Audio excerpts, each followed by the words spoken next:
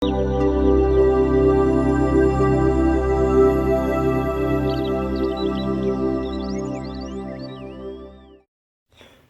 à tous, j'espère que vous allez bien. Donc aujourd'hui, je fais une petite vidéo pour vous parler un petit peu c'est pas du bien-être, c'est pas une question de bien-être, c'est une question de tolérance, c'est une question d'ouverture d'esprit. C'est plutôt là-dessus que j'avais envie de venir vous glisser quelques mots.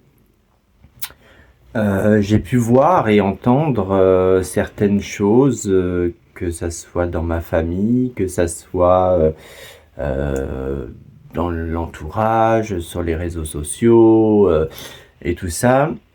Je peux comprendre que certains parents, certains membres de famille, tout ça, défendent sa tribu, ce qui est tout à fait normal. Ce qu'il faut savoir, c'est que dans les familles d'aujourd'hui, il n'y a plus des Français purs, faut se dire ce qui est. Alors attention, cette vidéo n'est absolument pas une vidéo politique, c'est juste une vidéo de bon sens. Aujourd'hui, on n'a plus aucune personne a du sang pur français en lui. Beaucoup de personnes à des origines, des choses comme ça, arrière-grand-père qui était peut-être algérien, italien, enfin bref. Moi-même, ma grand-mère était italienne, donc j'ai du sang italien. Je suis pas italien, mais j'ai du sang italien. Il y a d'autres familles où il y a du sang algérien, marocain, sénégalais, pourquoi pas. Et aujourd'hui, je comprends pas certaines personnes qui voient toutes ces horreurs qu'on voit à la télé. On voit des enfants qui se font tuer sur les bombardements, les enfants qui se font violer, qui se font taper, qui se font... Enfin, tout ça. Et les gens restent assez passifs par rapport à tout ça et disent c'est pas grave, c'est pas mon enfant, c'est pas mon petit enfant non plus, c'est pas quelqu'un de ma famille, donc c'est pas grave que ça arrive aux autres, et tant mieux que ça arrive aux autres. Et j'entends beaucoup de gens dire ce genre de choses là. Et moi, ça me fait mal au cœur parce que je me dis, un enfant reste un enfant n'a pas demandé à venir sur Terre, c'est ses parents qui l'ont créé, enfin qui l'ont créé quelque part, hein. C'est ses parents qui l'ont fait, il n'a pas demandé à venir sur Terre, moi j'ai pas demandé à venir sur Terre, aujourd'hui je subis l'assaut de tout ce qui se passe sur Terre, j'ai pas demandé d'être là moi. Moi, c'est mes parents qui m'ont fait. Moi, j'ai toujours dit, finalement, on est venu au monde pour souffrir quelque part. Donc, finalement, j'aurais aimé ne pas naître. Et c'est pour ça que quand j'entends certaines personnes dire oh, ben si cet enfant se fait tuer, c'est pas grave, c'est pas mon petit enfant, c'est pas, je suis pas sa grand-mère, je suis pas son grand-père, je suis pas sa mère, je suis pas son père, donc c'est pas grave, c'est pas quelqu'un de ma famille, donc ça me touche pas.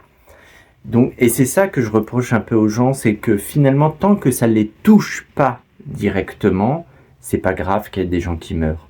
C'est pas grave qu'il y ait des gens qui se font taper. C'est pas grave qu'il y ait des gens qui se font violer. C'est pas moi, c'est pas mes enfants, c'est pas ma famille, donc c'est pas grave. Et en fait, c'est ça que je trouve très égoïste chez les gens finalement.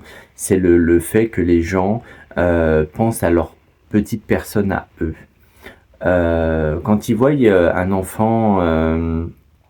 dans les pays qui ont pas trop à manger, enfin où les enfants n'ont pas trop à manger dans certains pays, les gens, la première réaction, et moi je suis quelqu'un de très observateur, qui écoute beaucoup de choses. Et la première des choses que j'entends souvent, c'est ah bah tiens, pourquoi ce noir pourquoi ce noir ou cette noire a fait des enfants s'ils n'ont pas à manger, pourquoi? Et là, t'as envie de dire, mais toi, pourquoi t'as fait des enfants? Pourquoi t'as besoin de la CAF? Pourquoi t'as besoin des aides de la France? Alors la personne me répond, Mais je suis français. Oui, mais pourquoi t'as fait des enfants si t'as besoin d'aide? Normalement, quand on fait des enfants, on est censé pouvoir les assumer soi-même. Si demain, demain il y aurait plus la CAF, tout ça qui existe, parce que les gens ils parlent de CAF, de choses et tout ça, mais si demain il y aurait pas la CAF et tout ça qui existe, tu toucherais pas pour tes enfants non plus. Tu toucherais pas à la rentrée scolaire. Je parle pas pour tout le monde parce que tout le monde ne touche pas, mais tous ces gens qui critiquent parce que d'autres personnes, on veut aider d'autres personnes, ces gens-là sont bien contents quelque part d'avoir aussi des aides. Moi, à une époque, j'ai eu des aides aussi, je crache pas dessus. Et je remercie la France de mettre des systèmes d'aide en place. Je touche la MDPH par rapport à mon handicap. Ça a été dur, je me suis battu pour l'avoir. Il faut se battre tous les 3 ans pour renouveler, c'est très dur. Mais heureusement qu'il y a ça dans d'autres pays, il n'y a pas ça. Demain, t'es handicapé, tu crèves. Donc, à un moment donné, faut rendre à César ce qui est à César et dire que quelque part, la France est quand même un pays qui, on a des taxes, on a des choses et tout ça, mais c'est quand même un pays où on a la carte vitale, où on a tout ça. Donc, on a quand même une certaine chance quelque part. Et quand je vois ces gens qui regardent la télé et puis qui voient ces enfants mourir de faim, pleurer parce que leurs parents sont morts sous les bombardements, par exemple, en Ukraine, les gens ils disent c'est pas grave, c'est pas chez moi. Mais les gens ne se remettront jamais en question si un jour ça arrive.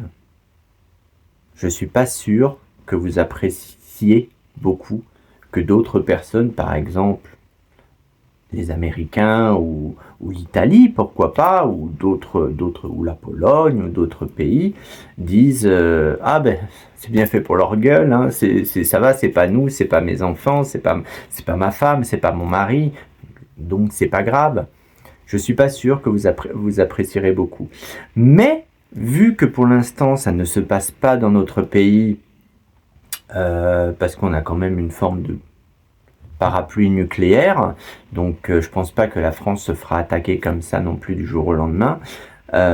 Pour l'instant, voilà, vous pouvez parler comme ça, parce que vous avez une forme de protection. Mais si demain ça viendrait à arriver, je suis pas sûr que vous tiendrez le même discours. Mais je pense que ce discours-là serait peut-être un peu tard, en tout cas. Donc c'est pour ça que j'avais vraiment envie de venir là-dessus, parce que les gens pensent toujours que ça peut arriver aux autres, que ces genres de choses-là arrivent aux autres, mais n'arrivent pas forcément, va pas nous arriver. Et les gens se remettent pas assez en question. Donc oui, c'est facile de critiquer tout ce qu'on voit à la télé parce qu'on est derrière un écran, parce que ça ne nous concerne pas, on ne le vit pas. Mais je pense pas qu'il y a beaucoup d'entre vous, je fais pas de majorité, je sais pas une majorité, hein, mais je suis pas sûr qu'il y a beaucoup d'entre vous qui se mettent à la place de ces gens qui sont sous les bombardements, qui sont dans les pays où ils crèvent la faim. Je suis pas sûr que vous vous mettez beaucoup à la place de ces personnes-là. Moi, j'ai toujours appris dans le monde de la spiritualité, et beaucoup de gens vont me dire ça n'a rien à voir, mais la spiritualité, c'est l'échange, c'est l'amour, ça n'a rien de sectaire, mais c'est l'échange avec les autres, c'est le bien-être des autres personnes aussi, pas que nous. Faut pas que ça tourne que autour de nous. C'est le bien-être des autres personnes, c'est la gentillesse envers les autres personnes, c'est l'attention envers les autres personnes, c'est aider les autres personnes quand on a la possibilité. Et ça, aujourd'hui, j'ai l'impression que tout ça, c'est un petit peu perdu, qu'on n'a plus tout ça. Aujourd'hui, quand je vois les gens sur TikTok donner des pièces ou quelques croquettes à un SDF pour son chien, ils sont là en train de se filmer. Vous avez vu, j'ai donné. Pourquoi ils le font? Ils le font pas parce qu'ils sont contents d'avoir donné au SDF. Ils le font parce que comme ça, les gens sur TikTok ou sur les autres réseaux sociaux vont dire « Oh, regardez comme elle est merveilleuse, elle est trop gentille, elle a trop de cœur et tout. » Voilà, c'est tout. Donc sur ce, moi je vous fais de très très gros bisous. Vous pouvez me retrouver sur mon TikTok, donc pensez à me suivre, à vous abonner et sur ma page Facebook L'Aile de Lumière.